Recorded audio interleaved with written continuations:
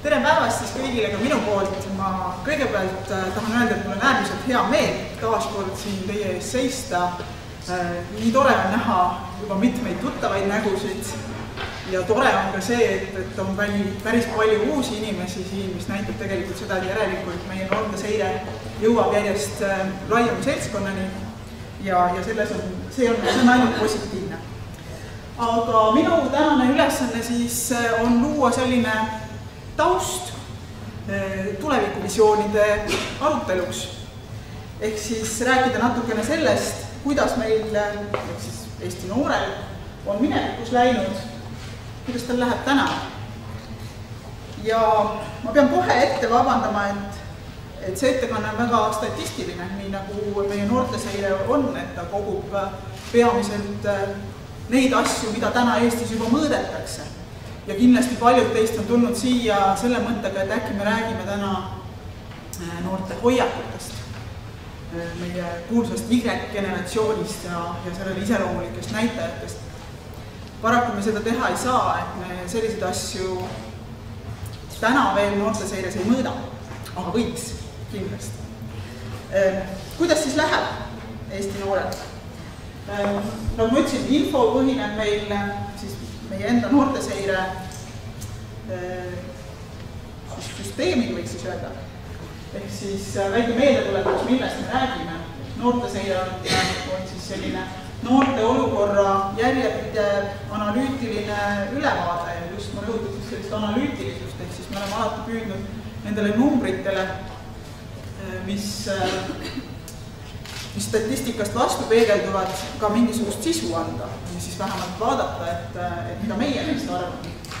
Ja selle tulemuseks on see, et me iga aasta anname välja noorteseire aastaraamatut, korraldame noorteseire aastakonverentsi ja ma arvan, et paljud teist on osalenud meie mõttehommikutel, mis on sellised väga sisutihedad ja väga huvitavad arutelud sellistel spetsiifilisematel teemadel.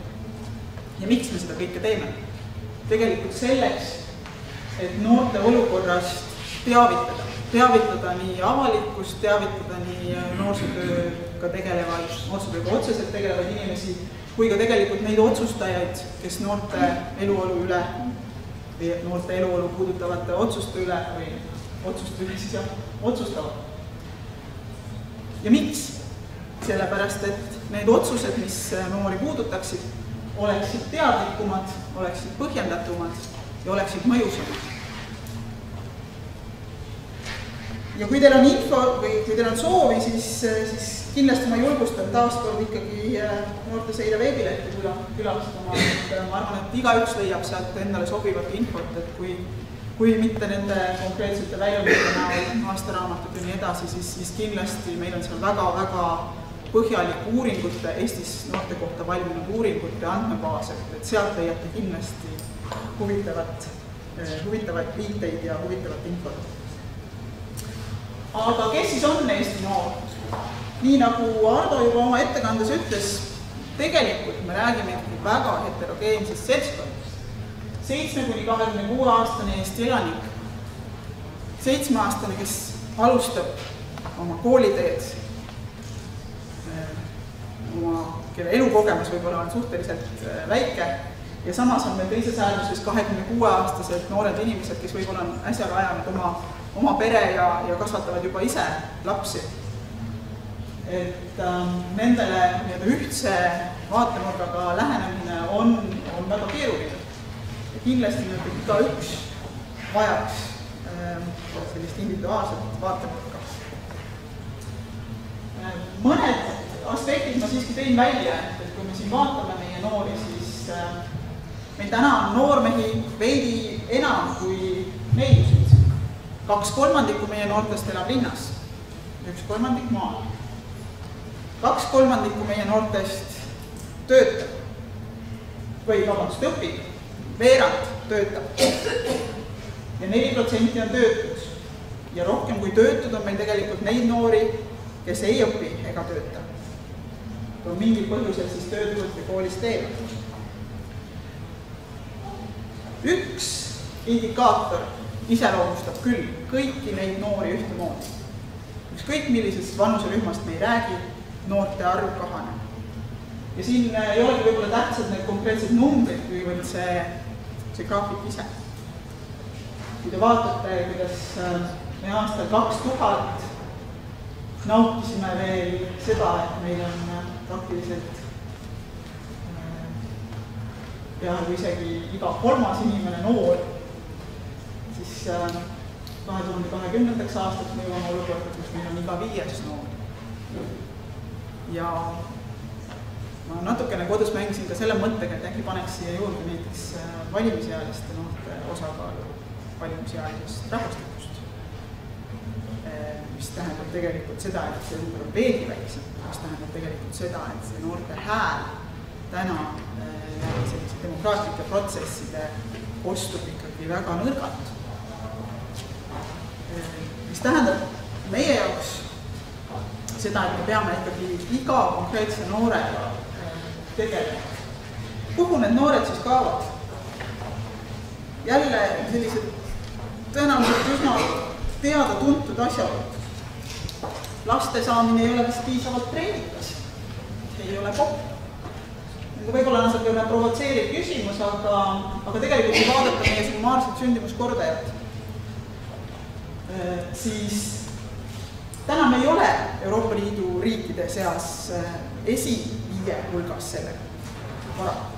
Vaatamata sellele, et me oleme väga uhked oma vanemahüvitiste süsteemi, mis on sündimuse suurendamisele kaasa aidanud. Ja ikkagi me oleme endiselt Euroopa keskmike hulgas ja jääme alla oma naabritele, välja Läti, aga põhimõtteliselt Põhjamaad on kõik meist eespool ja ka Leedu ja näiteks Sloveenia, mis on samamoodi väike rahvaarv, on suutnud oma sündimust hoida kõrgemalt.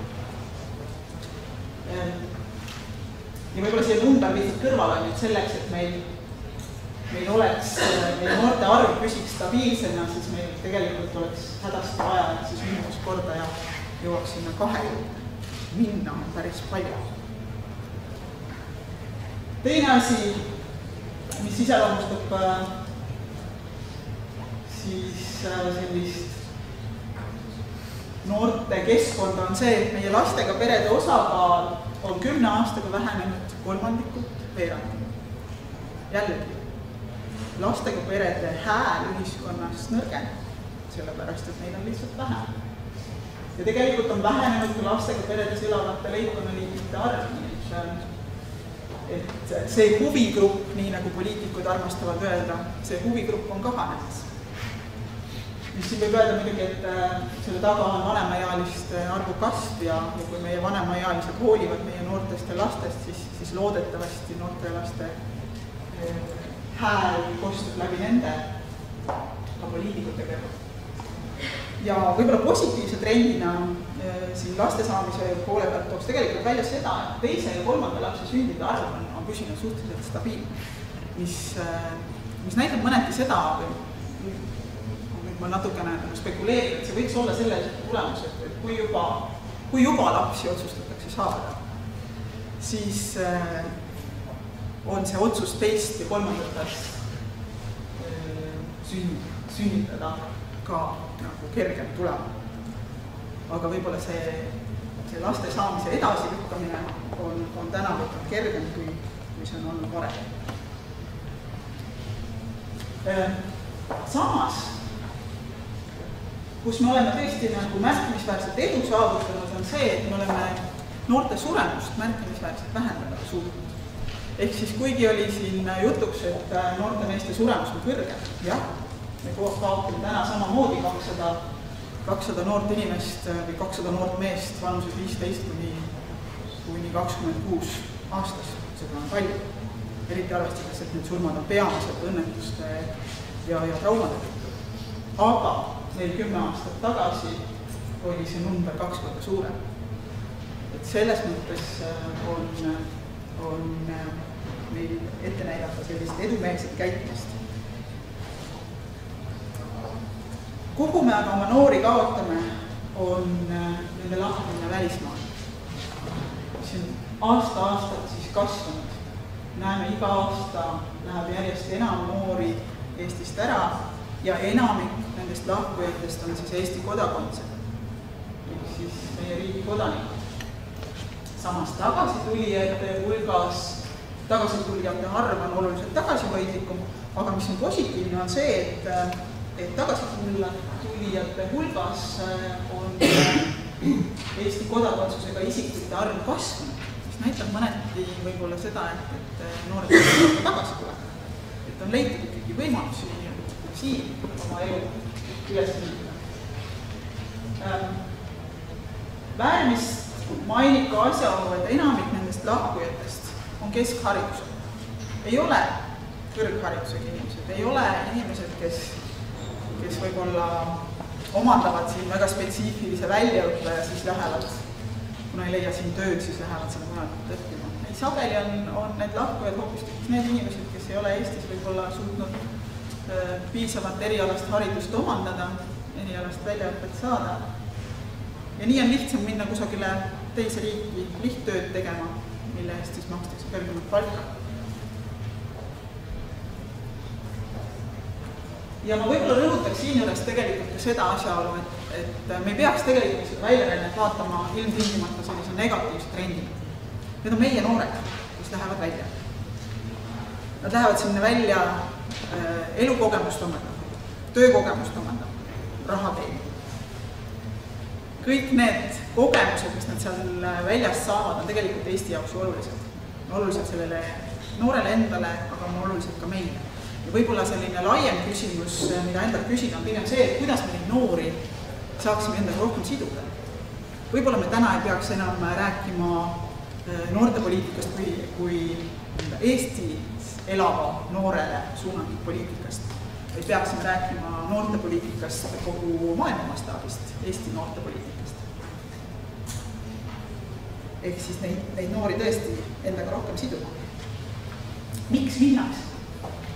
Jälle üks selline küsimus, millel ei ole head vastust. Me ei tea tegelikult, miks minnakse. Me võime arvata, tõenäoliselt minnakse head tööd otsima. Võib-olla minnakse lihtsalt fun'i otsima. Võib-olla minnakse õppima. Võib-olla minnakse lihtsalt sellepärast, et vanemad lähevad ees. Noored lähevad järgi. Tuletan meelde, et 7–26. See vanus või 7–18 tõenäoliselt liigub koos oma vanematega.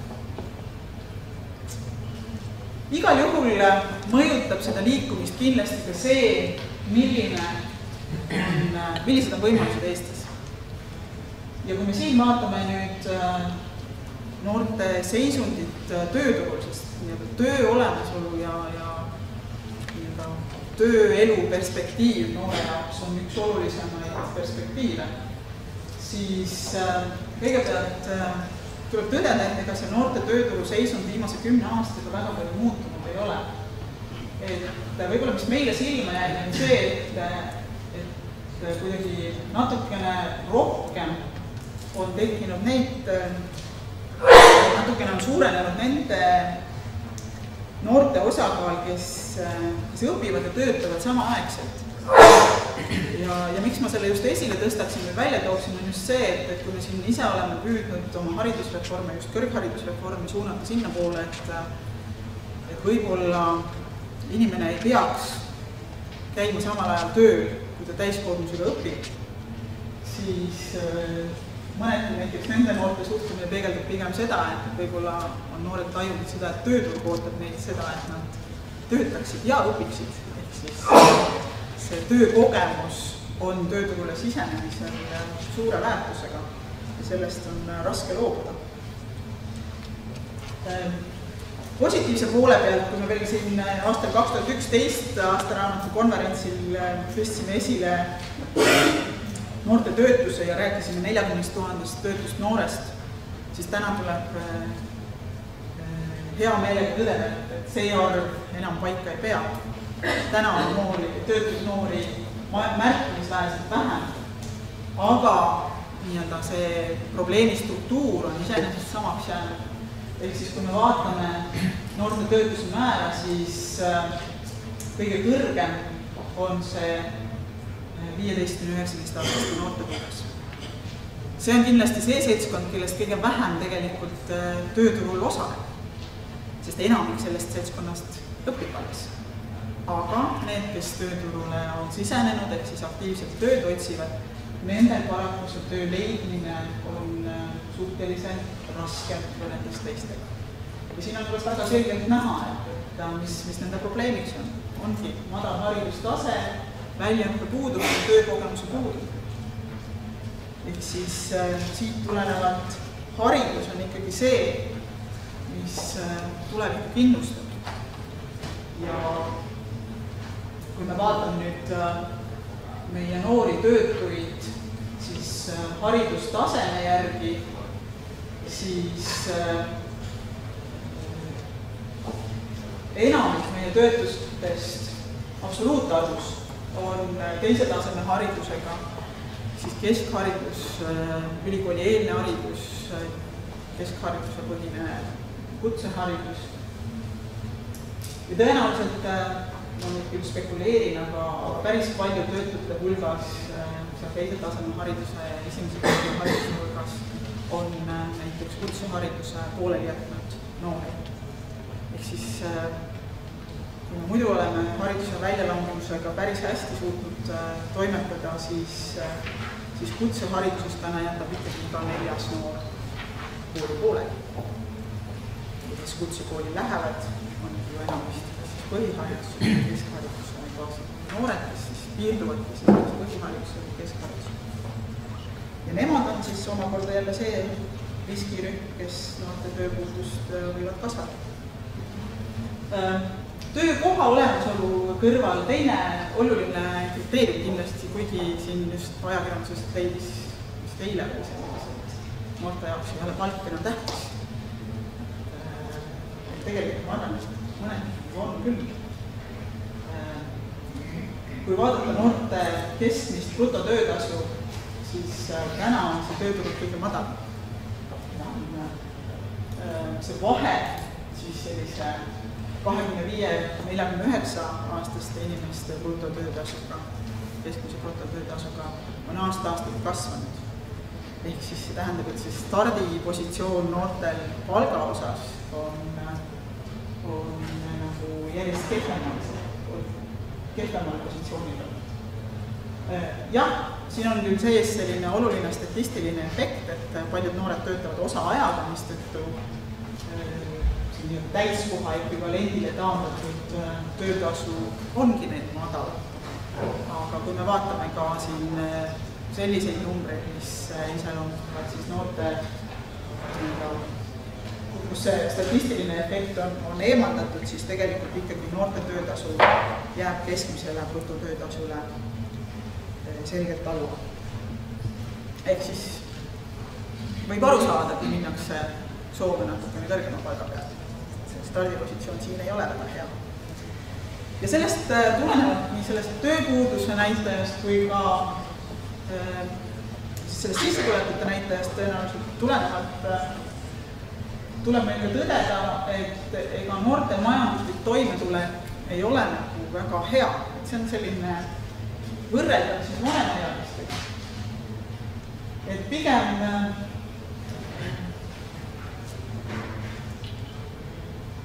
et see ei ole nagu selline, kui me räägime väga palju nagu laste vaesusest ja sellest, kuidas enam või kuidas palju lapsi on vaesusriskis, siis tegelikult 16–24-aastaste noorte suhtelise vaesuse määr on oluliselt kõrgem.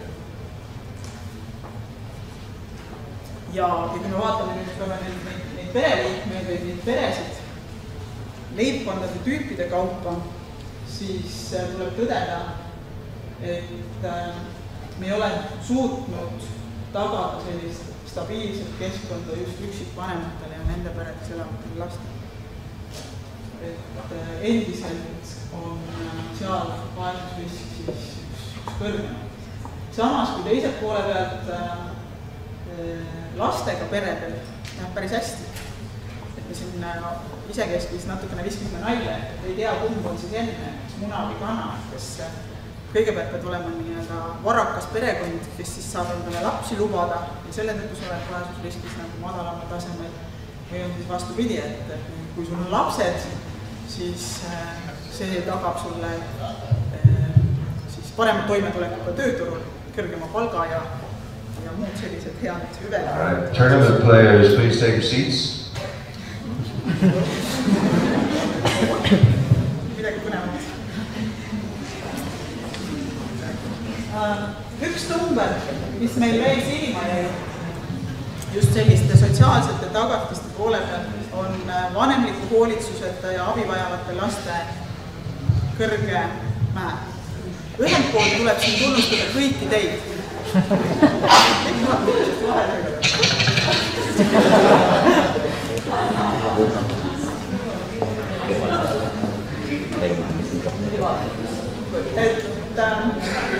Siin see aegrida on toodud aastast 2006. Miks? Sellepärast, et aastal 2006 hakkasime me siis lisaks vanemliku hoolitsuseta lastele arvele võtma või aruannetes lisama ja arvet pidama ka abivajavaid lapsi. Siis abivajavad lapsed on siis need lapsed, kelle heaolu või toimemulek on kuidagimoodi ohustatud, olgu see siis tema enda käitumise tõttu või siis on perekonnas teatavad probleemid. Ja miks ma ütlesin, et siin võib-olla tuleb kõiki teid tunnustada, tõenäoliselt on see arvu kasv paljuski tänu sellele, et inimesed on hakanud rohkem märkama ja nendest lastest antakse teada. Et need lapsed on tõenäoliselt kogu aeg olemas olnud, aga me täna oleme nad üles leidnud. Ja kui te hommikul juhtusite kuulama Vikerraadiot, siis tegelikult Sotsiaalministeeriumi ametnikud juba ütlesid, et 2014. aasta seisuga see number on juba 6300. Aga kui te mõtlete selle numbri taha, siis 6300 last tegelikult ikka väga palju. Need on need lapsed, kelle me peaksime siis igapäevaselt või iganädalaselt pidevalt tegelema. Ja nende laste probleeme tõenäoliselt ei lahendame ära sellega, et lastekaitsespetsialist käib korra nädalas ukse taga. Tõenäoliselt siin on vaja meie kõigi ühist tegevust ja panust, et aidata seda peret ja aidata selle läbi ka neid lapsi.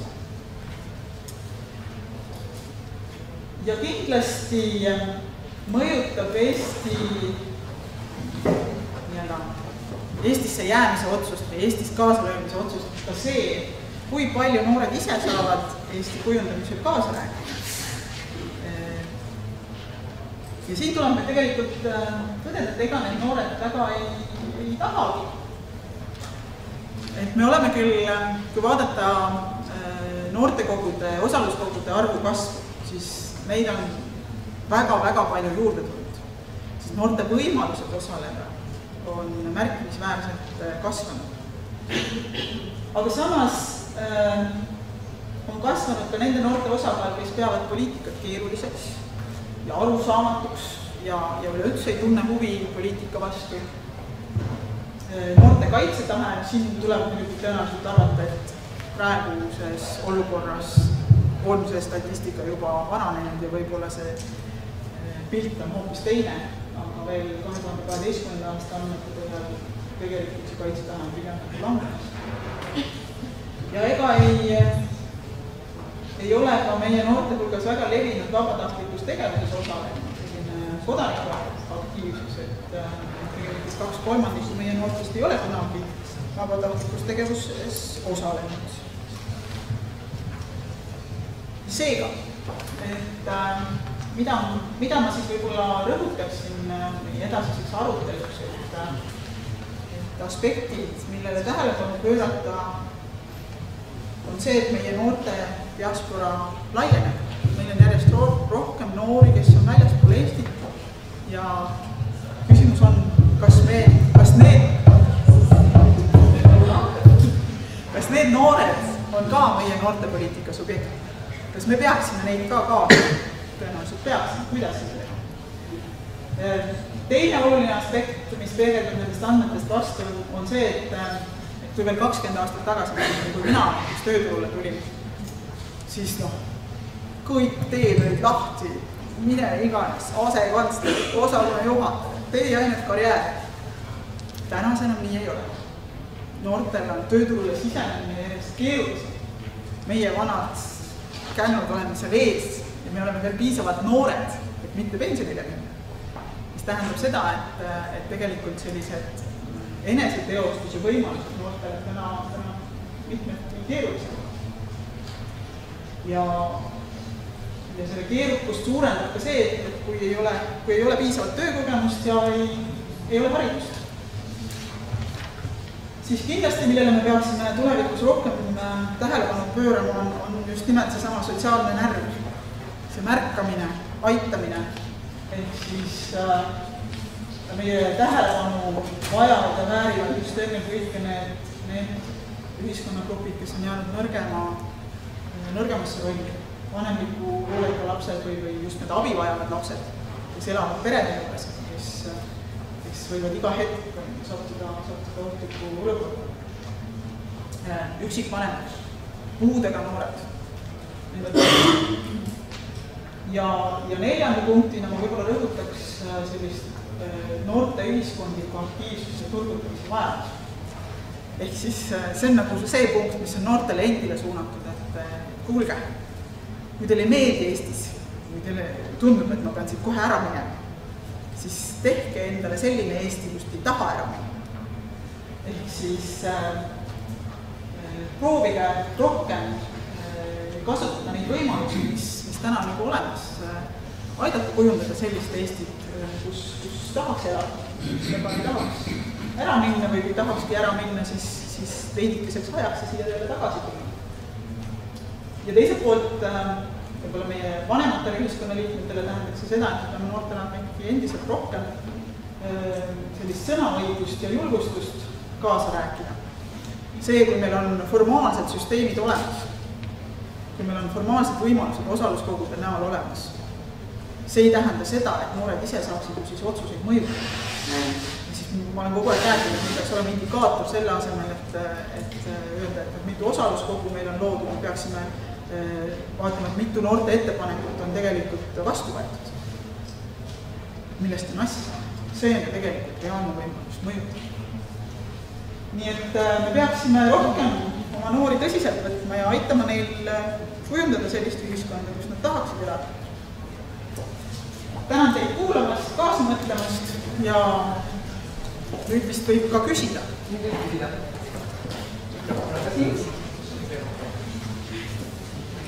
Palun. Palun. Aitäh, Pater Karl, Tartu Karl Volits. Te esitasite küsimuse, miks nad ära lähevad ja lugesite üles ka mõned põhjused. Meil kaitsiti sel kevadel üks diplomitöö, mille sisuks oli küberkiusamine Pärnu koolide peal. Ja selle üks tulemus oli ka päris vapustav. Ligi 11% nendest elab pideva enesetapu mõtetega.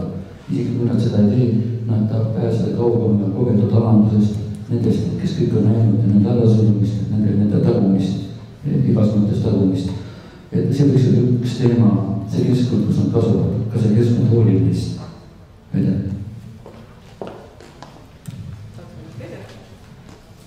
Ma ei oska mitte midagi muud kommenteerida, kui ma tegelikult rõhutaks veelgi seda, et üks teema, mida me ei ole uurinud, on see, et millised on meie noorte hoiakud ja väärtused, mida meie noored tegelikult mõtlevad.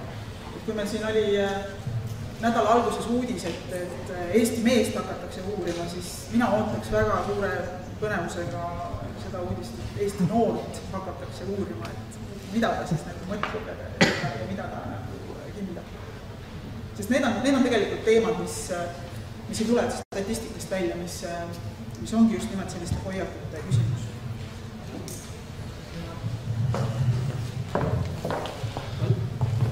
Jüri Limanov, Saue linn. Mul ei ole küsimus, aga üks mõte mul peas. Lastele on antud või lastele hästi palju vabadust. Nad on võrreldes 100 aasta tagusega on nad palju targemad, andekamad, võimaluste rohkemad.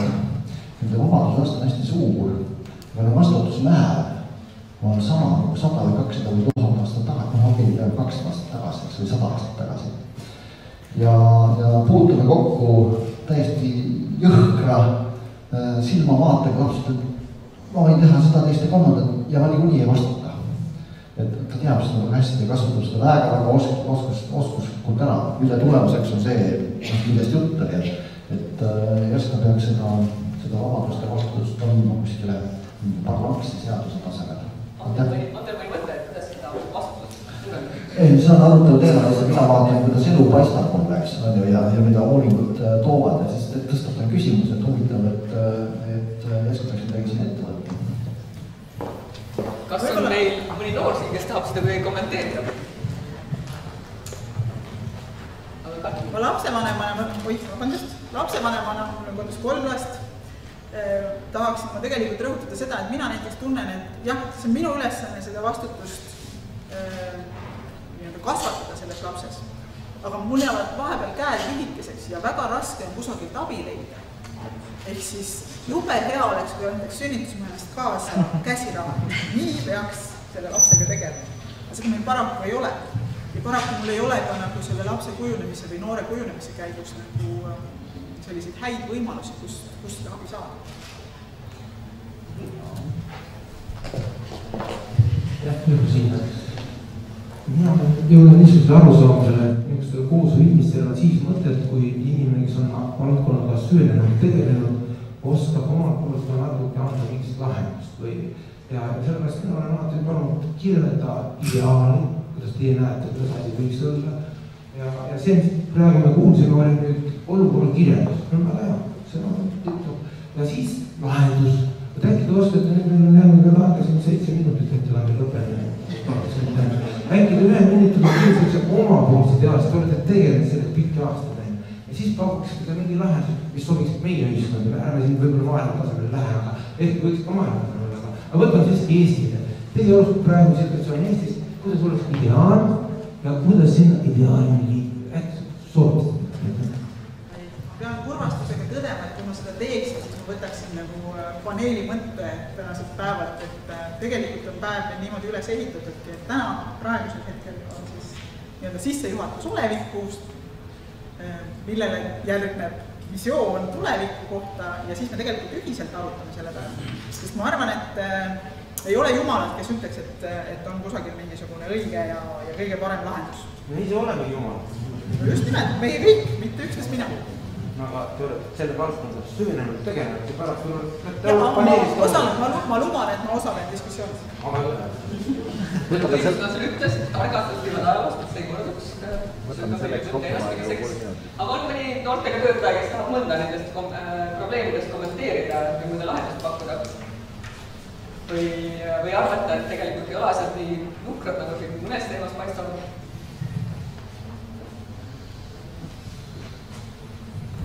Või niisama mõnda kommenteerida mõnda mõtet, mis siin oli?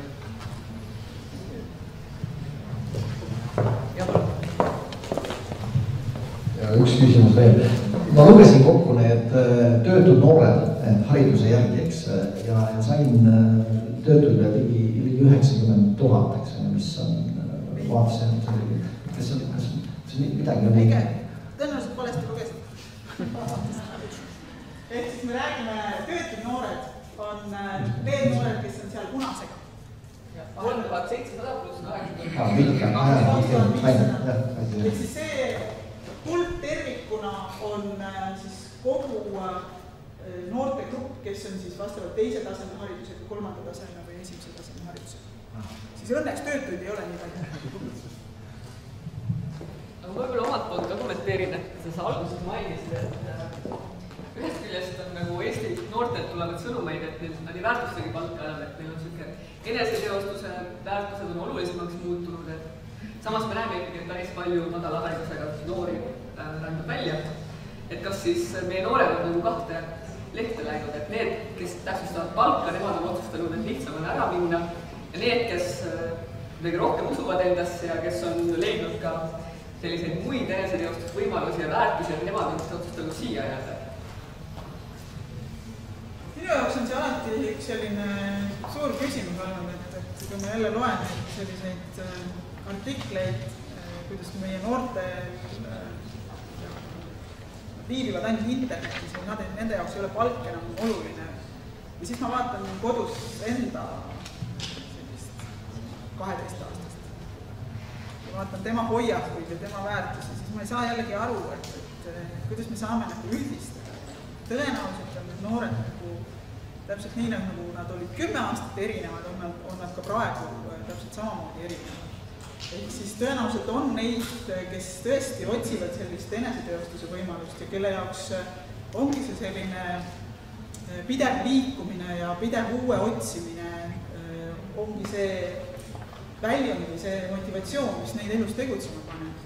Tõenäoliselt, sama tõenäoliselt on meil ka noori, kelle jaoks stabiilsus on elu norm, kes tahaks väga hea meelega ollagi niimoodi, et peale kooli lõppu ma lähen tööle ühte töökohta ja lõpetangi selle pensionieas selle töökohal.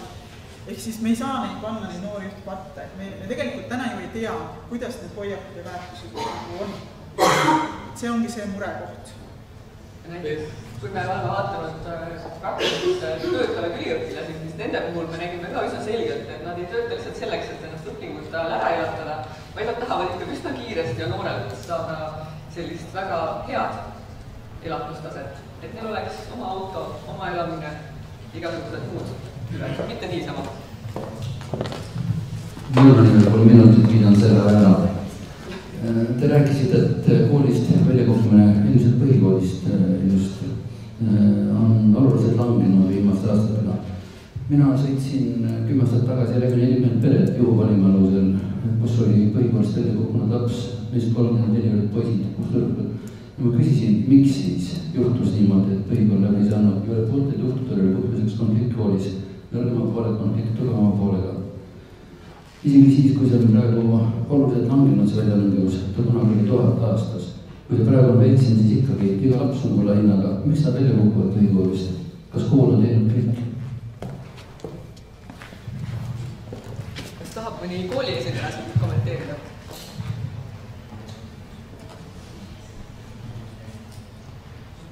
No meil peab vastust ei ole. Aga jah, et üldiselt räägitakse sellest, et ega Eesti kool täna veel ei suuda liiga palju iga õpilaseni jõuda ja tema muredesse süveneda kahjuks. Kuigi õpilaste arv järjest kahaneb ja OECD haridusstatistika just avaldati, kus Eesti paistis silma selle poolest, et meil on peaaegu kõige väiksemad klassid. Et iseenesest eeldused selleks on loodud, et meie õpetajad õpilasi rohkem märkaksid, aga ometigi on seal endiselt mure selles. Osaliselt kindlasti on tegemist sellega, kuidas meie õpetajad, eelkõige siis naised, oskavad või kohtlevad erinevalt siis eri soost õpilasi.